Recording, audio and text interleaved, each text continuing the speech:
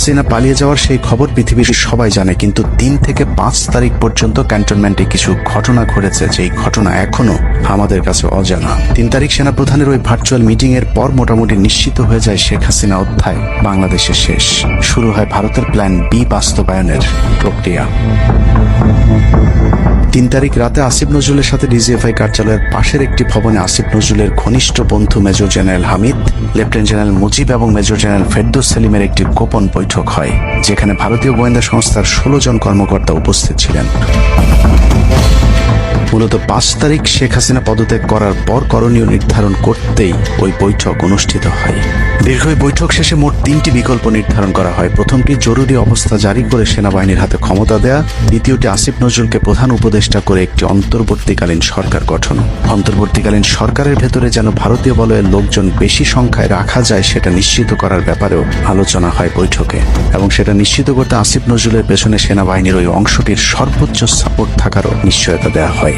মূলত আসিফ নজরুলকে সামনে রেখে সেনাবাহিনীর মাধ্যমেই দেশ চালানোর পরিকল্পনা করা হয়েছিল 3 তারিখের ওই গোপন বৈঠকে।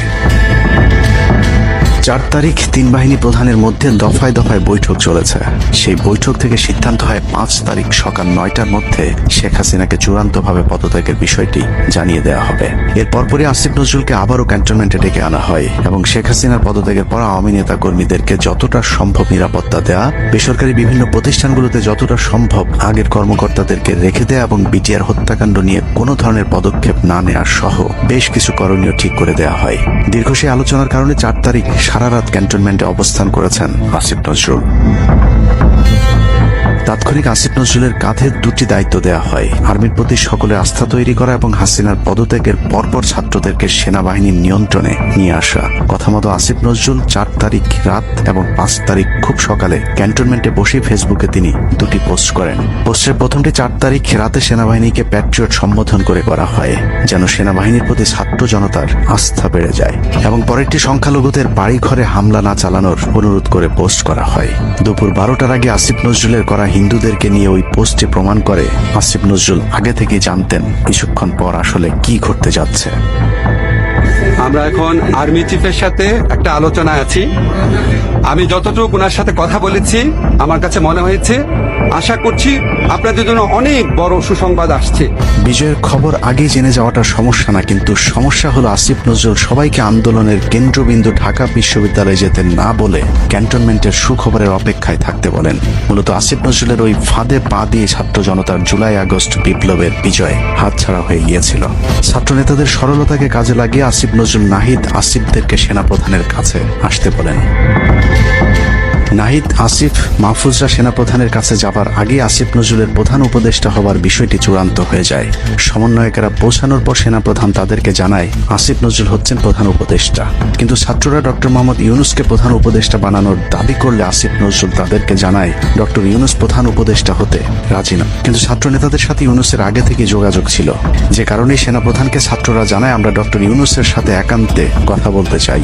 ছাত্ররা ডক্টর ইউনূসকে ফোন করলে তিনি জানান প্রধান উপদেষ্টা হতে চান না সেনাবাহিনী কিংবা আসিফ নজরুলের কাছে তার এরকম কোনো বার্তা তিনি দেননি। এরপর ছাত্র নেতাদের দাবির মুখে ইউনূসকে প্রধান উপদেষ্টা বানাতে বাধ্য হয় সেনাবাহিনী।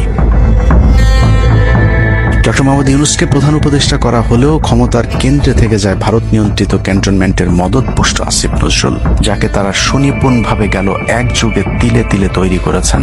আসিফ নজরুল তার মন্ত্রণালয় বাইরেও সবখানে নিয়োগ থেকে বদলি বরখাস্তের একক ক্ষমতা ভোগ করতে থাকে। একদিকে সেনাবাহিনীর ছত্রছায়া আসিফ নজরুলের হাত ধরে ভারতীয় এজেন্টদেরকে গুরুত্বপূর্ণ সব পদে বসানো হচ্ছিল, অন্যদিকে চলছিল পুরো দেশ দখলের ভয়ঙ্কর ষড়যন্ত্র। কিন্তু ছাত্রদের চাপের মুখে আসিফ নজরুলের পরিবর্তে ডক্টর মোহাম্মদ ইউনূসের প্রধান উপদেষ্টা হবার বিষয়টি কোনোভাবেই মেনে নিতে পারেনি সেনাবাহিনীর ভারতপন্থী অংশটি, যে কারণে 5 তারিখ রাতেই একটি ব্যর্থ সেনাকুয়ের ষড়যন্ত্র করা হয়েছিল। 5 তারিখের পরপর ইউনূসের একের পর এক ভারতীয় আগ্রাসন বিরোধী বক্তব্যে আতঙ্কিত হয়ে ওঠে ভারতীয় বলয়, যে কারণে 8 তারিখ শপথ নেয়ার আগেই ডক্টর মোহাম্মদ ইউনূসকে হত্যা করে সেনাকুয়ের আরেকটি চেষ্টা চালায় সেনাবাহিনী।